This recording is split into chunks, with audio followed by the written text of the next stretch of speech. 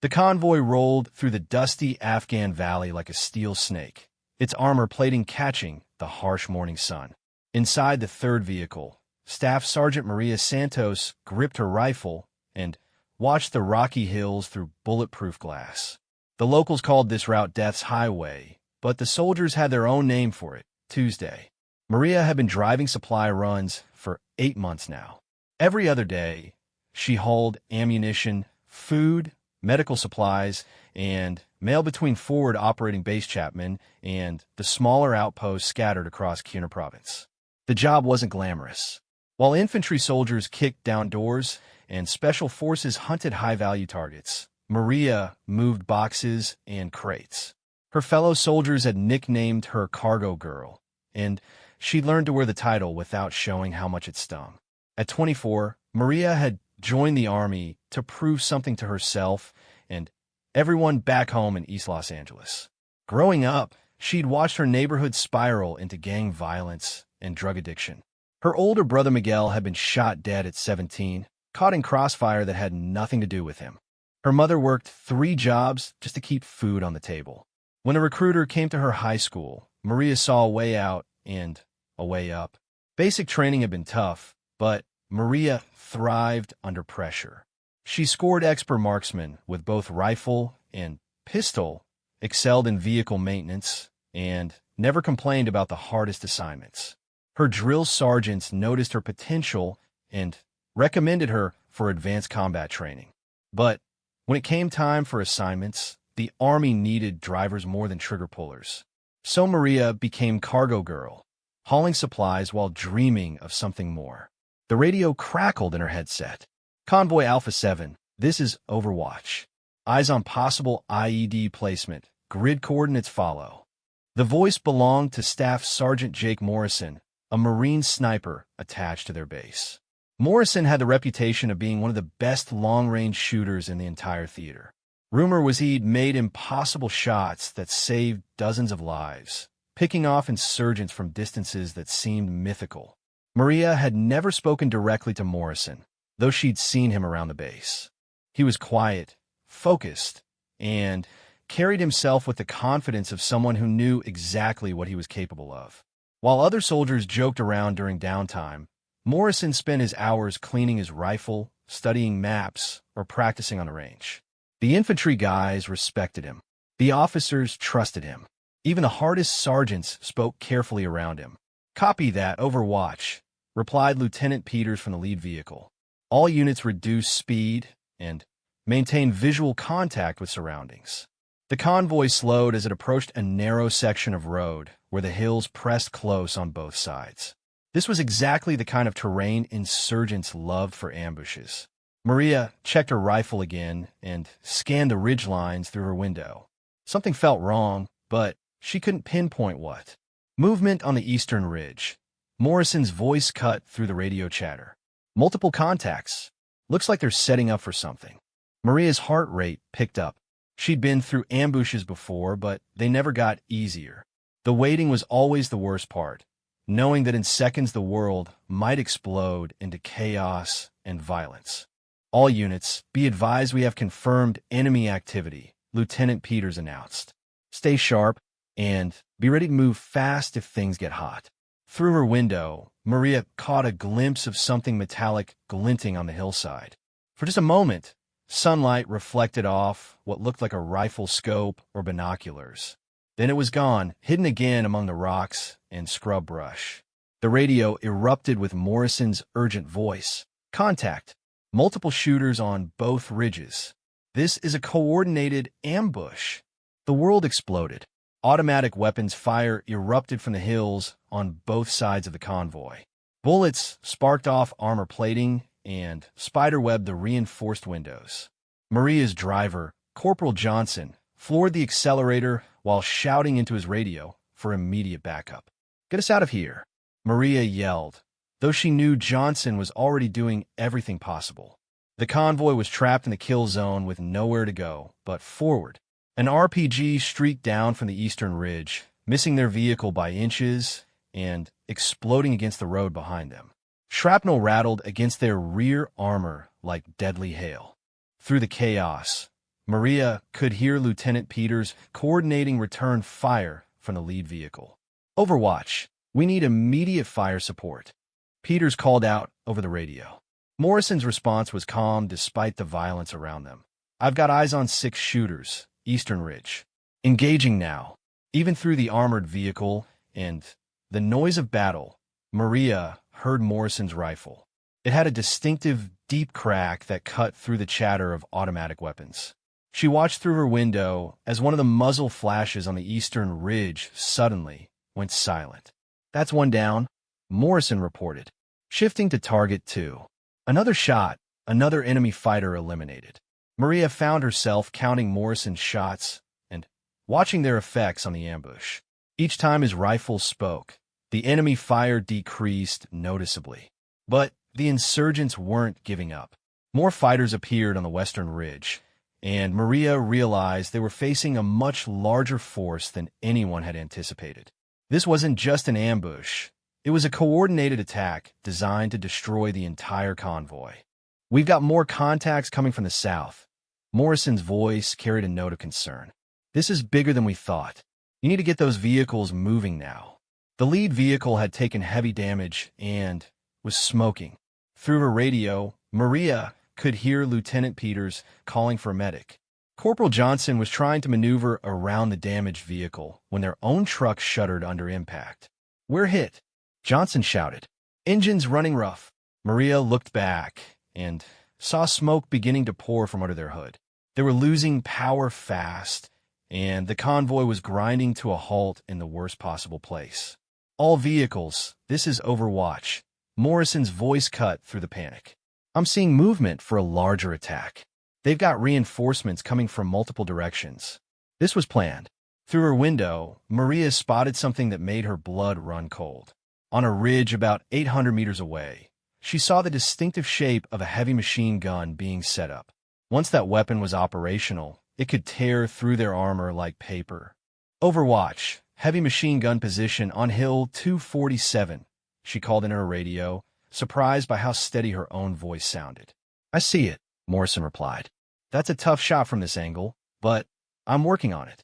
The machine gun opened fire, and Maria felt their vehicle shake as heavy rounds pounded their armor. Through the radio, she could hear other vehicles reporting damage and casualties. The ambush was succeeding. Morrison's rifle cracked again, but the machine gun kept firing. Missed the gunner, Morrison reported, frustration clear in his voice. The angle's too steep from my position. I need someone to spot for me. Maria made a decision that would change everything. Without thinking about regulations or chain of command, she grabbed her radio. Overwatch, this is Cargo 7-3. I've got a clear view of that machine gun position. I can spot for you. There was a brief pause before Morrison responded. Copy that, Cargo 7-3. What's your read on wind and distance? Maria had never done this before, but she'd watched enough training videos and listened to enough range talk to have some idea. She studied the flags and dust patterns she could see, estimated the distance, and gave Morrison her best assessment. Wind looks light, maybe 3 to 5 miles per hour from the west. Distance appears to be just over 800 meters. The gunner keeps moving between 2 positions behind the weapon. Roger that, Morrison replied. Keep calling out his position for me. For the next several minutes, Maria found herself in an impossible situation. She was supposed to be cargo girl, the driver who moved supplies and stayed out of the way. Instead, she was directing sniper fire for one of the most skilled marksmen in the military. He's moving left, she called out as she watched the machine gunner shift position. Now he's stationary behind the left side of the weapon. Morrison's shot missed by inches, sparking off the rocks near the gunner's position. Close.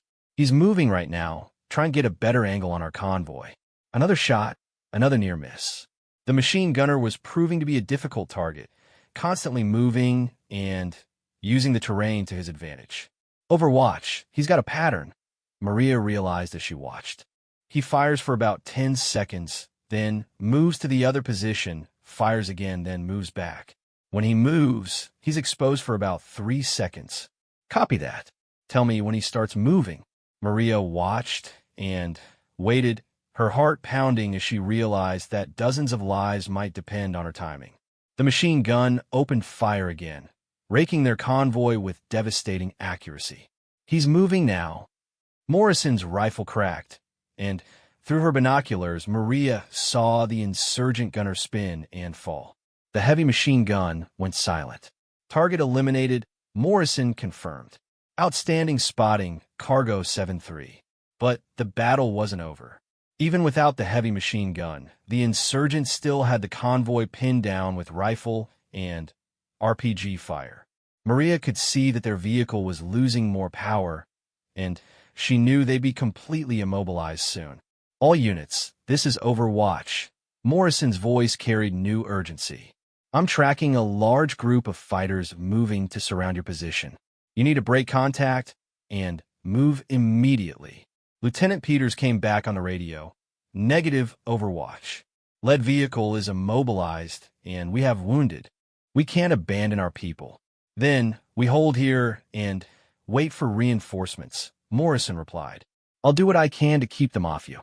For the next hour, Morrison systematically picked off insurgent fighters while Maria continued to spot targets and call out enemy movements. She found herself getting better at reading the battlefield, anticipating where threats would appear, and providing Morrison with the information he needed to make impossible shots. During a brief lull in the fighting, Morrison's voice came through her headset on a private channel. "Cargo 7-3, what's your background? You're spotting like someone with training." "Negative on formal training, Overwatch," Maria replied. "Just paying attention and trying to help." "You're doing more than helping. You're saving lives out here." Those words hit Maria harder than any of the enemy fire. For 8 months, she felt like an afterthought, someone who moved boxes while real soldiers did important work. Now, in the middle of the worst firefight of her deployment, she was making a difference. The battle raged on as the sun climbed higher in the Afghan sky. Morrison and Maria worked together, identifying targets and eliminating threats. Slowly but steadily, the enemy fire decreased as reinforcements were either killed or driven off. Finally, the sound of helicopters echoed through the valley as Apache gunships arrived to provide close air support. Within minutes, the remaining insurgents were retreating back into the hills, leaving behind their dead and wounded. As the convoy finally limped back toward base, Maria sat in silence, processing what had happened. In one morning, everything had changed. She was still cargo girl, still the soldier who moved supplies and stayed out of the way. But something was different now. She'd proven to herself and others that she could do more. The radio crackled one last time as they approached the base. "Cargo 7-3, this is Overwatch. Outstanding work today. We need to talk when we get back." Maria keyed her radio. "Copy that, Overwatch. Looking forward to it." As the gates of Forward Operating Base Chapman came into view, Maria realized that her war was just beginning. The ambush had been survived, but it had also revealed something about herself that she'd never known existed. She wasn't just someone who hauled cargo from point A to point B. She was a soldier, and she had skills that could save lives. The nickname Cargo Girl would stick for a while longer, but Maria no longer cared. She knew who she was now, and more importantly, she knew what she was capable of. The legendary sniper's shot hadn't just eliminated an enemy machine gunner. It had hit something much more significant. It had shattered the limitations that Maria had placed on herself and opened up possibilities she'd never imagined. The convoy pulled through the base gates as the Afghan sun reached its peak, casting short shadows in the dusty compound. Maria Santos climbed down from her damaged vehicle, rifle in hand, ready for whatever came next. She was still cargo girl, but now she was something more. She was a soldier who had proven herself under fire, and that changed everything. The debriefing room at Forward Operating Base Chapman felt different than the cramped interior of an armored truck. Fluorescent lights hummed overhead, casting harsh shadows across the metal table where Maria sat across from Staff Sergeant Jake Morrison. This was the first time she'd seen him up close, and she was surprised by how normal he looked. She'd expected someone larger, more intimidating. Instead, Morrison appeared to be just another soldier, maybe 30 years old with calm brown eyes and calloused hands that spoke of years handling weapons. "You did good work out there today," Morrison began, his voice carrying the same steady tone she'd heard over the radio during the firefight. "I've been doing this for 6 years, and I've worked with a lot of spotters. Most of them had formal training. You were better than most." Maria shifted uncomfortably in her chair. Praise from someone like Morrison felt surreal after months of being dismissed as just the supply driver. "I was just trying to help, Sergeant, doing what I could from where I was." "That's exactly the point," Morrison replied, leaning forward slightly. "You saw what needed to be done, and you did it. No hesitation, no second-guessing. When that machine gun was tearing us apart, you stepped up." The door to the debriefing room opened, and Lieutenant Colonel Sarah Hayes entered.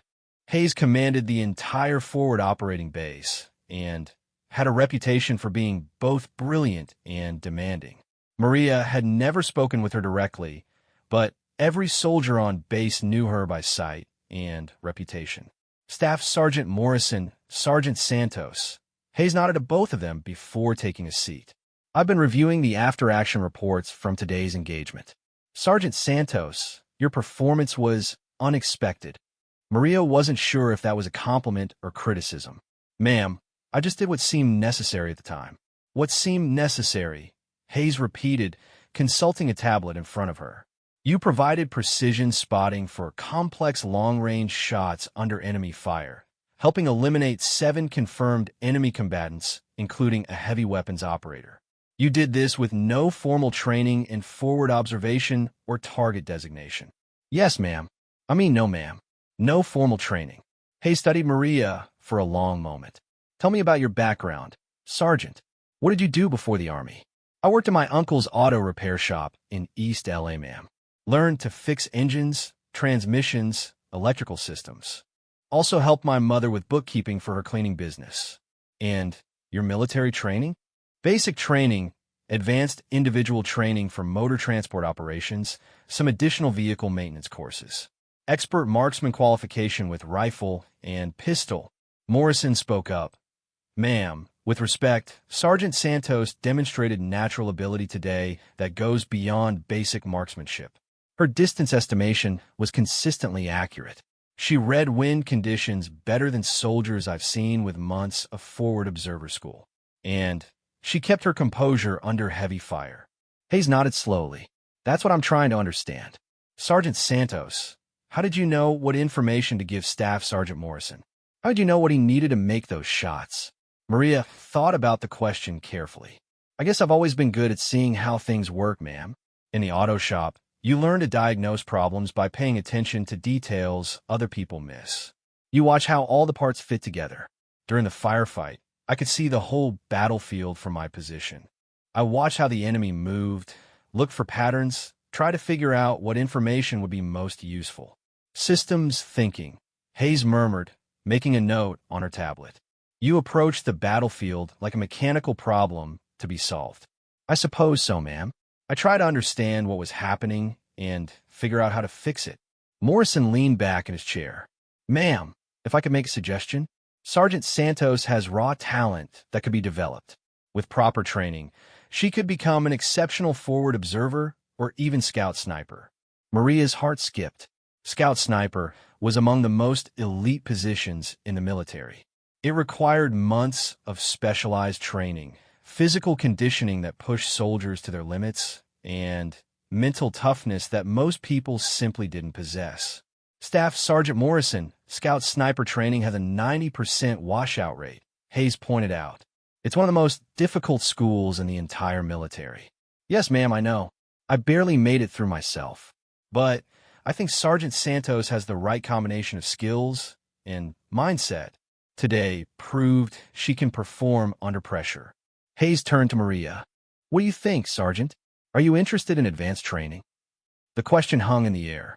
Maria thought about her 8 months as cargo girl, hauling supplies while watching other soldiers do what she considered real military work.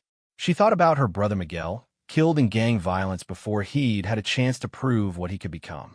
She thought about her mother working 3 jobs and never complaining. Yes, ma'am.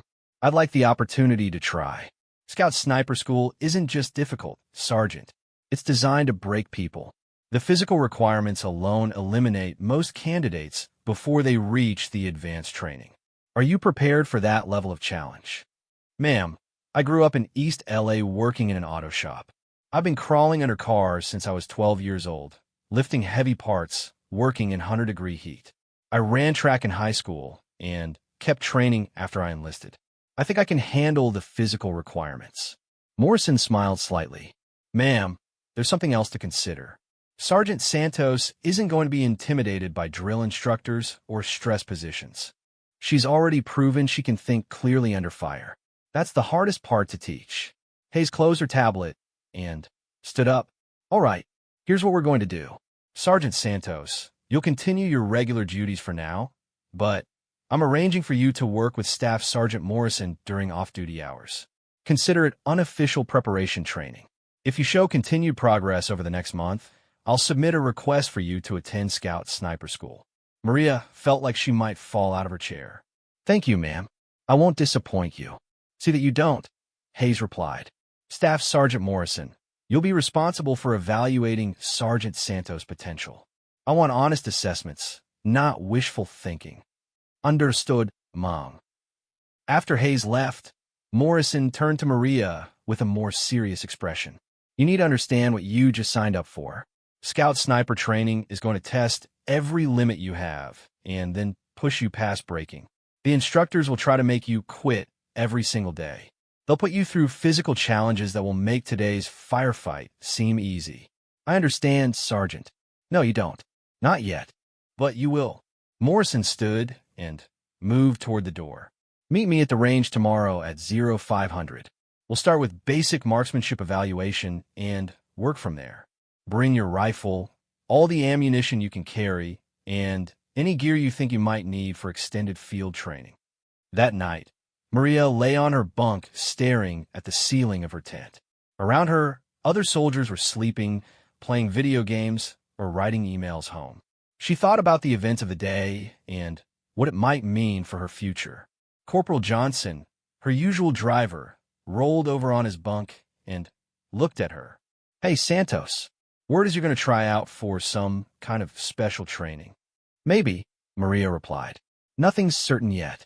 Well, if you make it, just remember us regular soldiers when you're off doing super secret sniper stuff.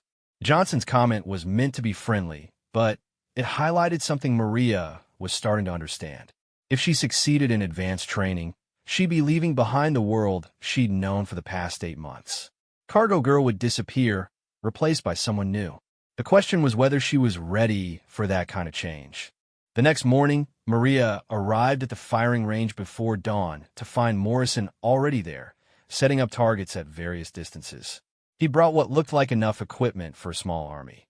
Rifles, scopes, range-finding equipment, weather monitoring tools, and stacks of ammunition. First thing we need to establish is your current skill level, Morrison explained as Maria approached. I know you qualified expert marksman, but that's basic competency. We need to see what you can do under different conditions. For the next hour, Morrison put Maria through a series of shooting exercises that were unlike anything she'd experienced during basic training. Instead of firing at stationary targets at known distances, she was required to engage multiple targets at varying ranges, adjust for wind conditions, and maintain accuracy while in uncomfortable positions. Not bad, Morrison commented as they examined her target results. Your groupings are consistent, and you're adapting quickly to changing conditions. But this is easy compared to what you'll face in real training. What makes the schools so difficult? Maria asked. Morrison smiled grimly. Everything. They start with a physical fitness test that eliminates about 30% of candidates on the first day. Then, there's land navigation in terrain that's designed to confuse experienced soldiers. They'll make you crawl through mud, climb obstacles, and carry heavy equipment for miles. And that's just the beginning. What about the actual shooting? The marksmanship training is the most demanding in the entire military. You'll be required to make shots at distances that seem impossible, in weather conditions that make accurate shooting nearly hopeless. They'll test you when you're exhausted, hungry, stressed, and under time pressure. Morrison picked up a different rifle, one with a much larger scope and heavier barrel. This is the weapon system you'd eventually train on. It's designed for precision shooting at extreme ranges. Everything about using it successfully requires perfect technique and absolute mental discipline. Maria hefted the rifle, surprised by its weight and the complexity of its scope system. How far can it shoot accurately? In the right hands, with perfect conditions, over 1,000 meters. But most engagements are much closer. The real challenge isn't the distance. It's making the shot when everything depends on it. They spent the rest of the morning working on advanced shooting positions, breathing techniques, and trigger control. Morrison was a patient instructor, but he demanded perfection in every detail. The thing you need to understand about Scout sniper training, Morrison explained as they took a break, is that it's not just about shooting. You'll learn camouflage and concealment, surveillance, target identification, mission planning, and small unit tactics. A Scout sniper is expected to operate independently behind enemy lines for days or weeks at a time. That sounds intense. It is. And if you make it through training, you'll be assigned missions that can determine the outcome of entire operations. One shot at the right time can save hundreds of lives. Miss that shot and people die. The weight of that responsibility settled on Maria's shoulders. She never thought about the military in terms of individual decisions that could affect so many lives. "Are you trying to scare me out of this?" she asked. Morrison shook his head. "I'm trying to make sure you understand what you're asking for. Scout sniper isn't just a job. It's a calling. The people who succeed have something inside them that won't let them quit, no matter how hard things get." That afternoon, Morrison introduced Maria to camouflage and concealment techniques. They worked in a section of terrain near the base where he taught her to use natural materials and specialized equipment to become virtually invisible.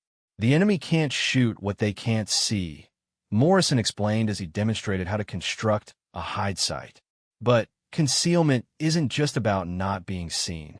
You have to be able to observe the enemy without giving away your position. Maria found herself fascinated by the technical aspects of fieldcraft. It reminded her of the mechanical problem-solving she'd done in her uncle's auto shop, except now the problems involved staying alive and completing critical missions. "You're picking this up quickly," Morrison observed as Maria successfully concealed herself in a position that made her nearly impossible to spot even from close range. "Have you done any hunting or camping?" "Some camping with my family when I was younger. Never hunting, but I spent a lot of time outdoors in LA.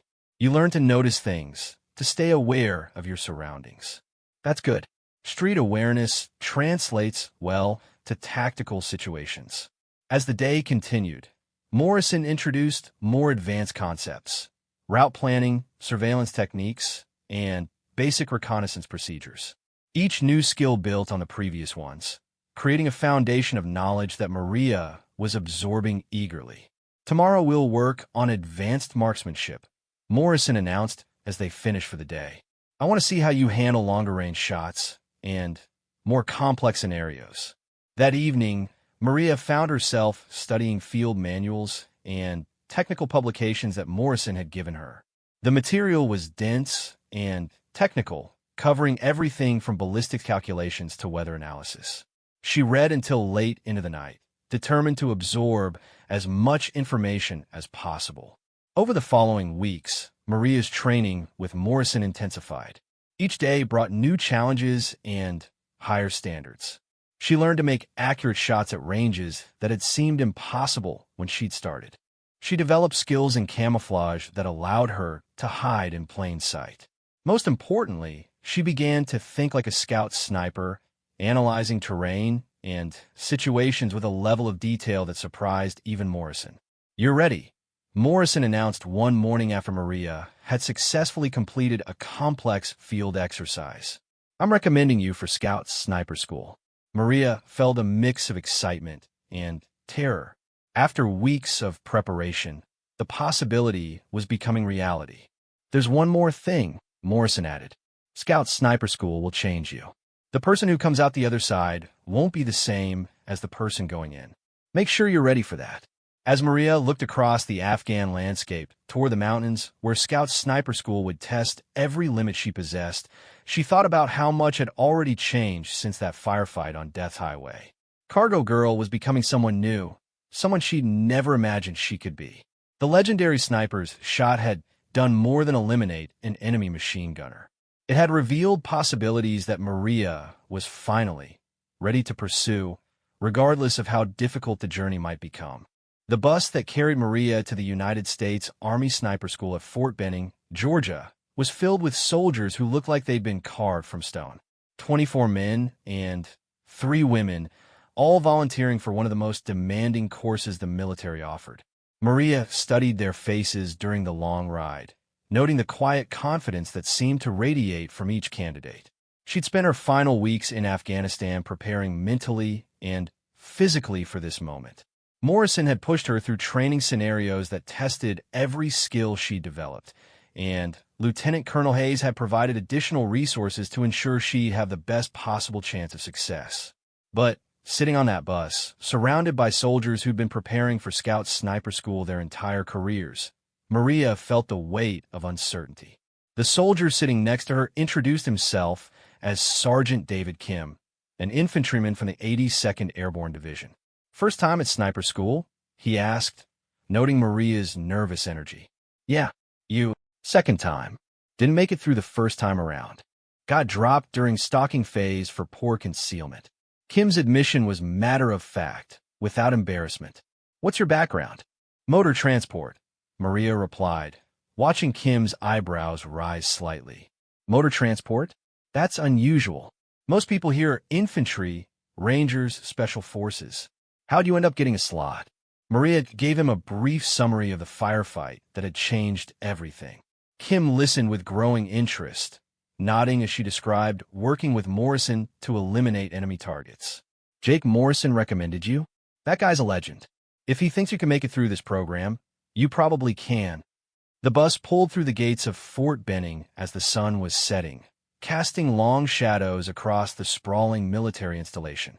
Maria had been here once before for basic training, but that experience felt like a lifetime ago. Now she was returning as someone completely different, carrying skills and confidence she'd never possessed as a frightened recruit. The candidates were processed through in-processing with military efficiency, medical examinations, equipment issue, administrative paperwork, and assignment to barracks. Maria found herself assigned to a room with Specialist Jennifer Walsh, a military police officer who'd been trying to get into sniper school for 2 years. "The hardest part is going to be the first week," Walsh explained as they organized their gear. "They use that to eliminate people who aren't serious about being here. Physical fitness test, psychological evaluation, basic marksmanship qualification. Fail any component, and you're gone immediately." "What's the pass rate?" "About 10% make it all the way through. Most people wash out during fieldcraft training or stalking exercises. The instructors are looking for any excuse to send people home." That night, Maria lay in her bunk reviewing the training schedule she'd been given. 8 weeks of progressive training that would cover every aspect of Scout sniper operations. Week 1 was basic evaluation and elimination. Weeks 2 through 4 covered marksmanship fundamentals and advanced shooting techniques. Weeks 5 and 6 focused on fieldcraft, camouflage, and stalking. The final 2 weeks would be comprehensive field exercises that simulated real combat operations. The next morning began at 0400 with physical training that was designed to identify candidates who weren't prepared for the demands ahead.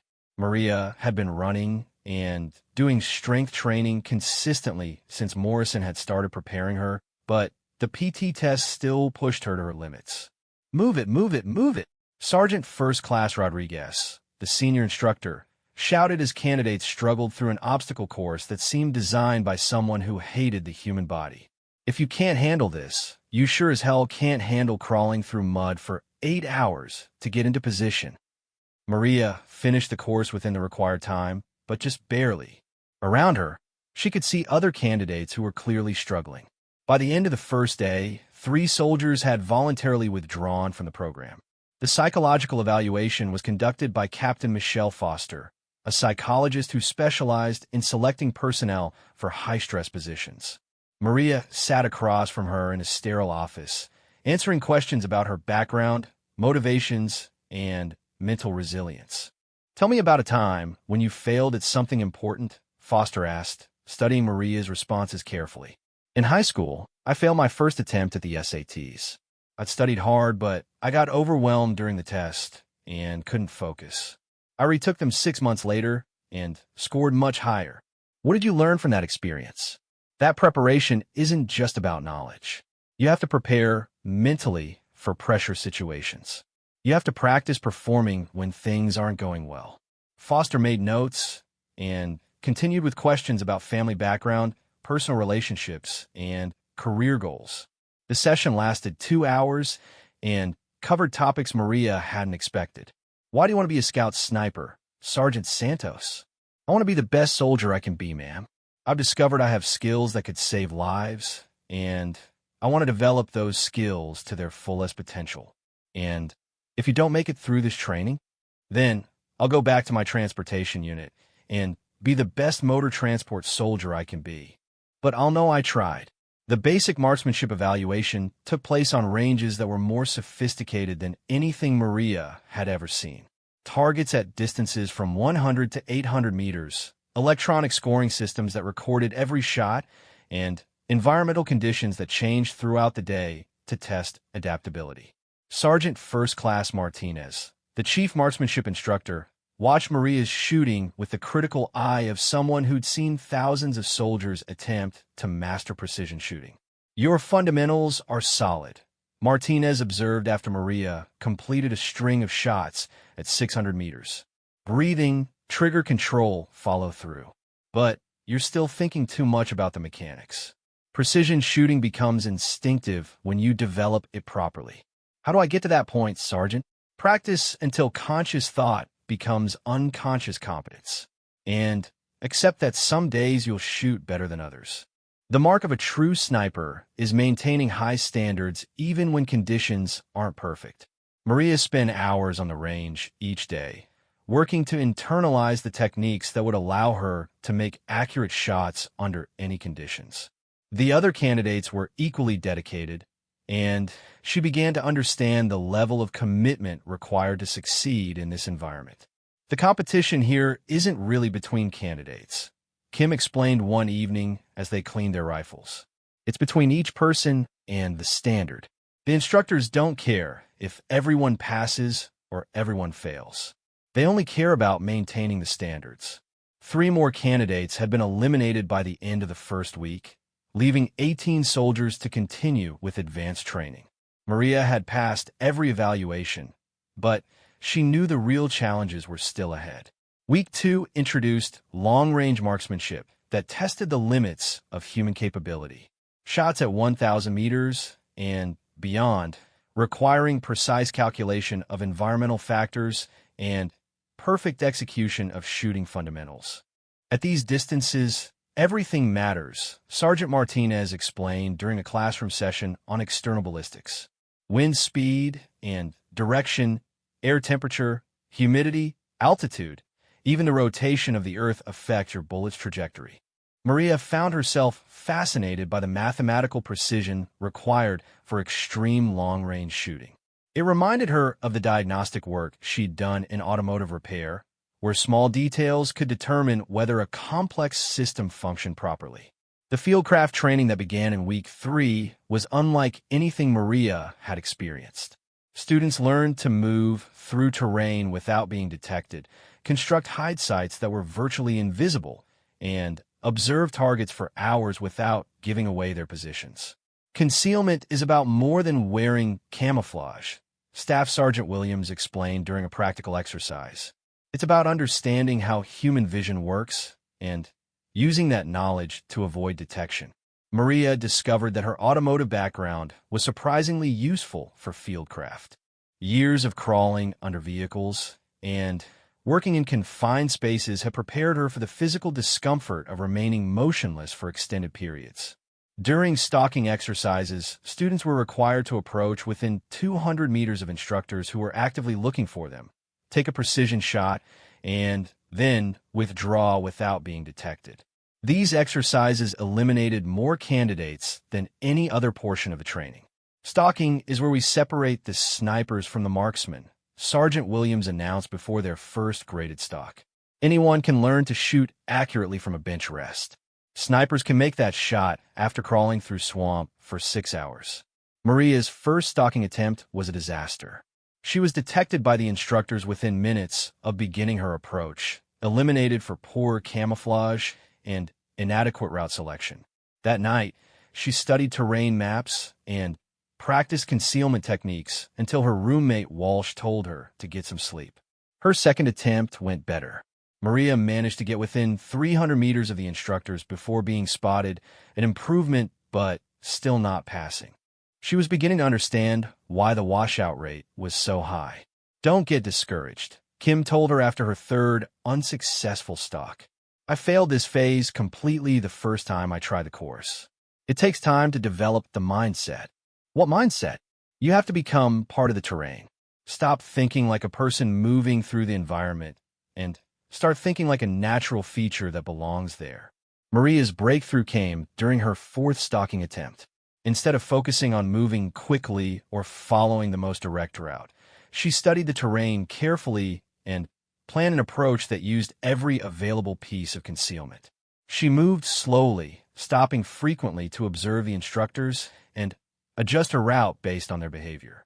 When she finally reached her firing position, Maria was exhausted but exhilarated. She'd covered nearly a mile of difficult terrain without being detected. Her shot hit the target accurately, and she successfully withdrew to the extraction point. "Pass," Sergeant Williams announced as he reviewed her performance.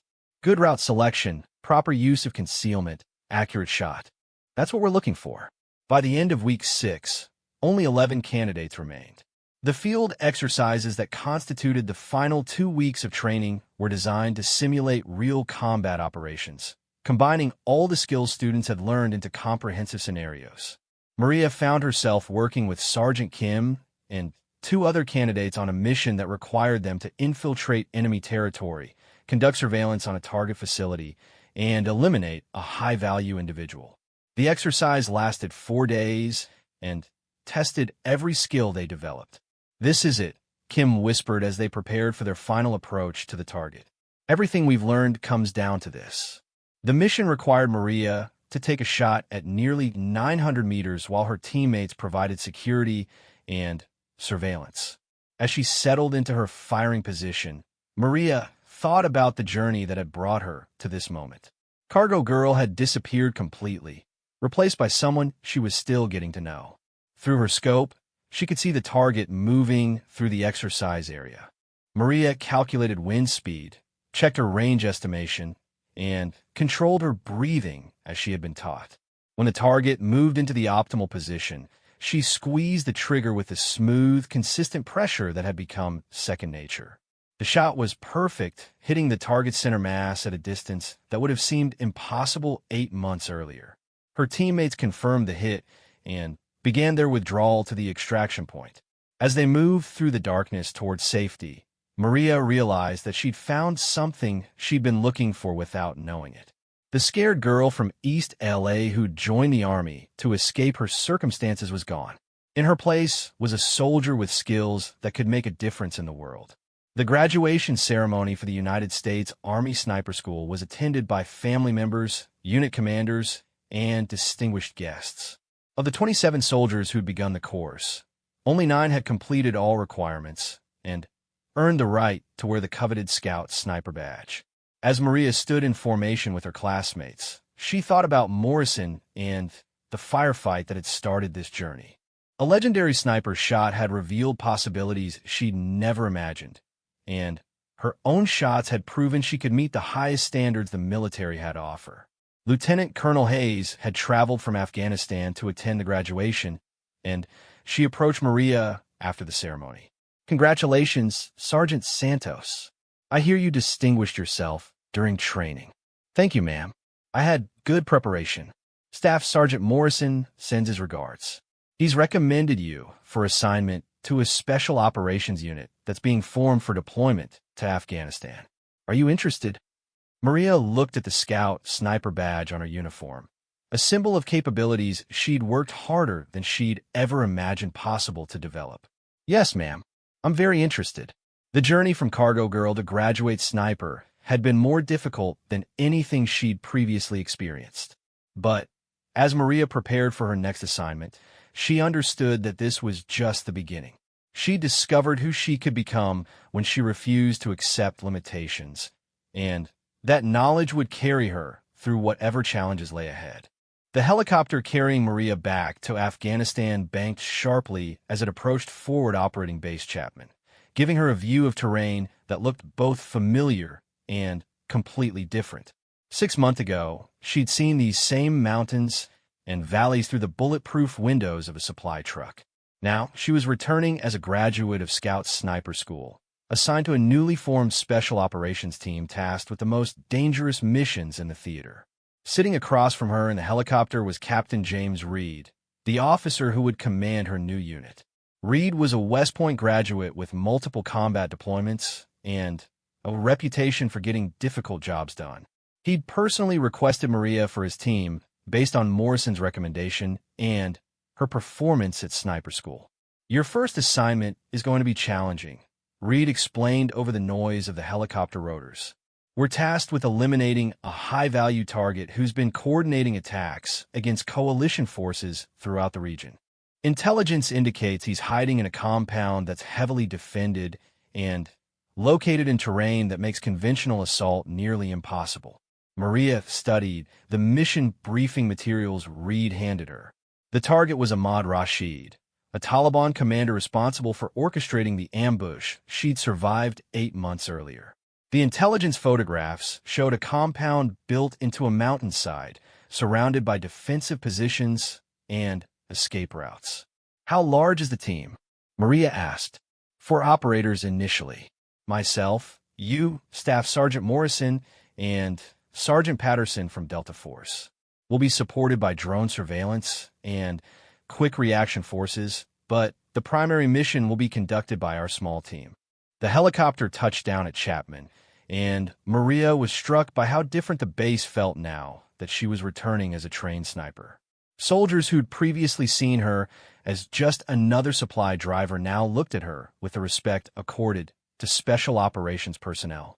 Morrison was waiting for them at the landing zone, and his greeting was warm but professional. Welcome back, Sergeant Santos. Heard you did outstanding work at sniper school. Thank you, Sergeant. I had good preparation. You're going to need those skills for this mission. Rashid's compound is going to test everything you learned. The team spent the next 3 days planning and preparing for their mission.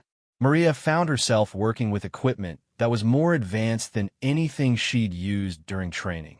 Night vision systems, satellite communication devices, and a custom rifle system designed for extreme precision at extended ranges. Sergeant Patterson proved to be a quiet professional with years of experience in special operations. During their planning sessions, he contributed insights about target behavior and compound security that could only come from extensive field experience. Rashid Smart, Patterson explained as they studied satellite imagery of the target compound. He survived this long by being unpredictable and maintaining excellent security. We're going to get one chance at this, and if we miss, he'll disappear for months. The mission plan was elegant in its simplicity. Maria and Morrison would establish a sniper position on a ridge approximately 1,200 meters from Rashid's compound. Reed and Patterson would approach from the opposite direction, creating a distraction that would draw security forces away from the main building. When Rashid appeared, Maria would take the shot. The technical challenges are significant, Morrison explained during their final mission briefing. 1,200 meters is at the extreme range of reliable accuracy, even with perfect conditions. The target area has unpredictable wind patterns because of the mountain terrain, and we'll be shooting from elevation down to a lower position, which affects bullet trajectory. Can it be done? Reed asked. Yes, sir. Sergeant Santos has demonstrated the ability to make this shot during training. But everything has to be perfect.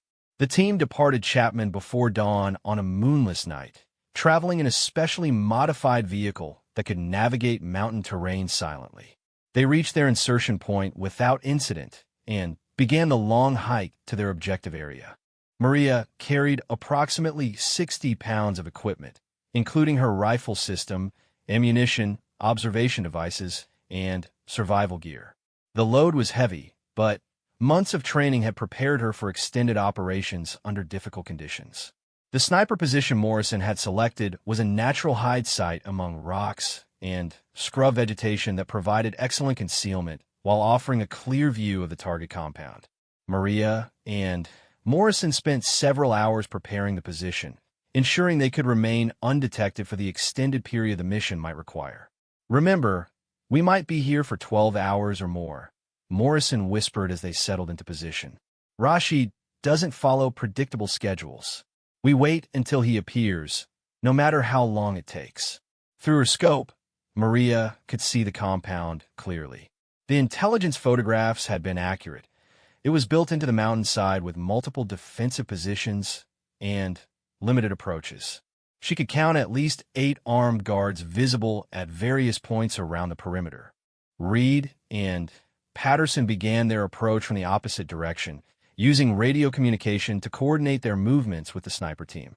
Their objective was to create enough disturbance to draw the compound's security forces away from the main building without alerting them to the real threat.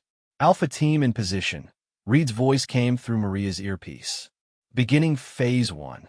Over the next hour, Reed and Patterson conducted what appeared to be reconnaissance movements around the compound's perimeter. To the defenders, it would look like a small patrol probing for weaknesses. In reality, they were positioning themselves to provide the distraction the mission required. Multiple guards moving to investigate activity on the south side," Morrison observed, watching through high-powered binoculars. "That should give us the opening we need." Maria had been watching the compound through her rifle scope for 3 hours, studying the movement patterns of the guards and looking for any sign of their target. The waiting was mentally exhausting, requiring constant vigilance while remaining completely motionless.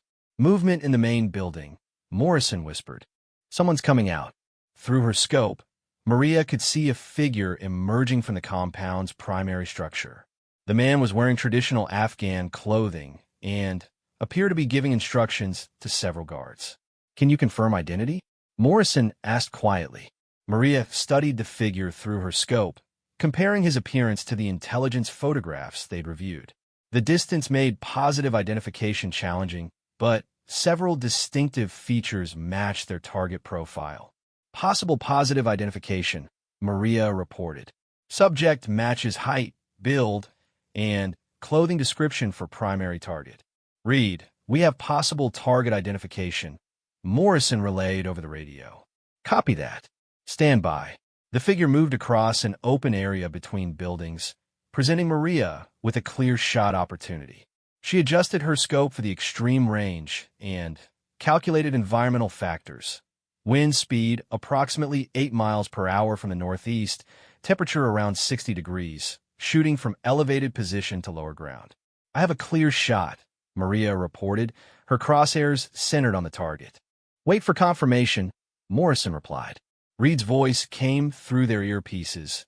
"Intelligence confirms target positive identification based on movement patterns and security detail. You're cleared to engage." Maria controlled her breathing and settled deeper into her shooting position. At 1,200 meters, every small movement would be magnified dramatically.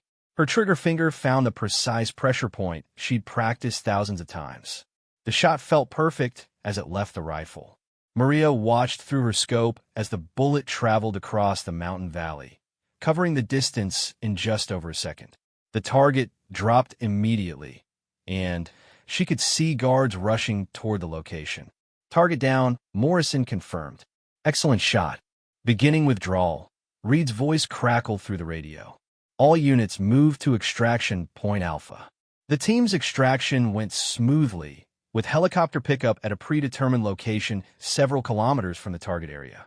As they flew back toward Chapman, Maria reflected on how completely her life had changed since that first ambush 8 months earlier. Captain Reed approached her during the flight back to base. "Outstanding work, Sergeant Santos. That was one of the most technically difficult shots I've ever seen executed in combat." "Thank you, sir. It was a team effort." "It was. But you're the one who made the shot when everything depended on it." Back at Chapman, the mission debrief revealed that their operation had been completely successful. Rashid's elimination would significantly disrupt Taliban operations in the region, potentially saving dozens of coalition lives. Lieutenant Colonel Hayes called Maria to her office the day after the mission. "Sergeant Santos, I have news that might interest you. You've been recommended for the Silver Star for your actions during the Rashid mission." Maria was stunned. The Silver Star was one of the highest decorations for combat valor, awarded only for exceptional heroism in the face of enemy action. "Ma'am, I was just doing my job." "Sergeant, your job was to take an extremely difficult shot under combat conditions. You succeeded when failure would have meant the loss of a critical target and potentially many coalition lives. That goes well beyond just doing your job."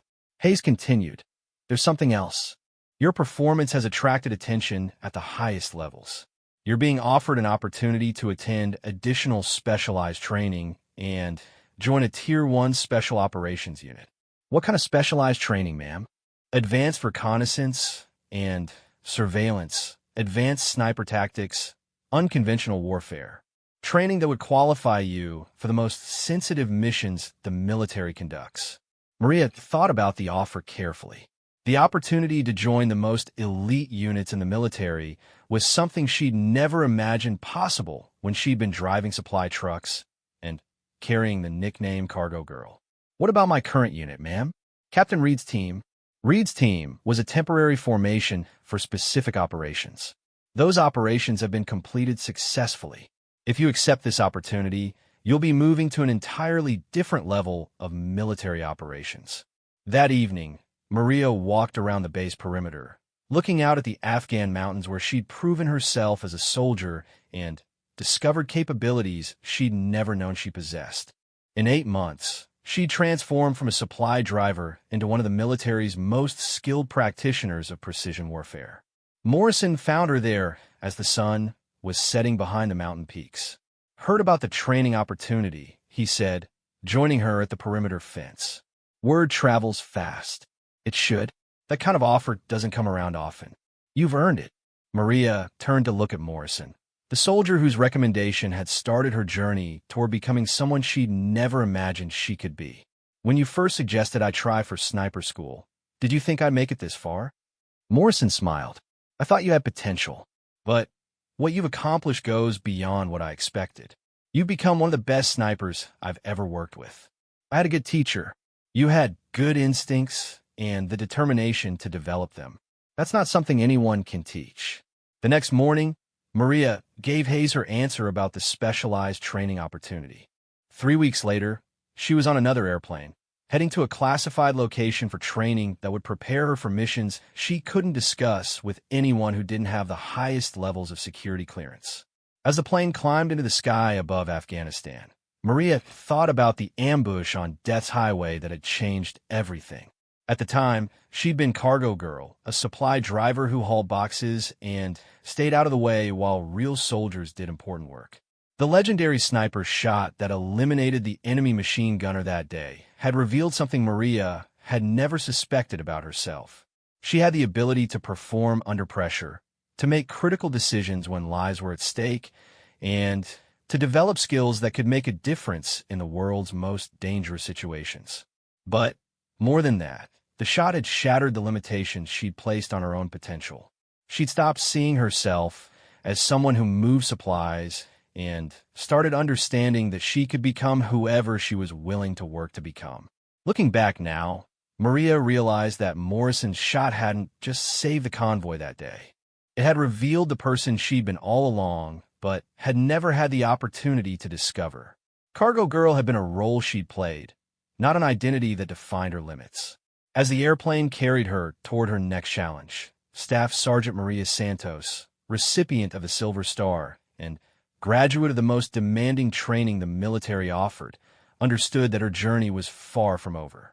She discovered who she could become when she refused to accept limitations, and that knowledge would carry her through whatever missions lay ahead. The nickname Cargo Girl was now just a memory, replaced by a reputation for excellence under pressure and the ability to accomplish the impossible when everything depended on making the shot. A legendary sniper's bullet had changed the trajectory of her life, but her own shots had proven she belonged among the legends. In the distance, new mountains appeared on the horizon, representing challenges and opportunities that the girl from East Los Angeles was ready to face as one of the military's most capable and trusted operators. The transformation was complete, but the story was just beginning.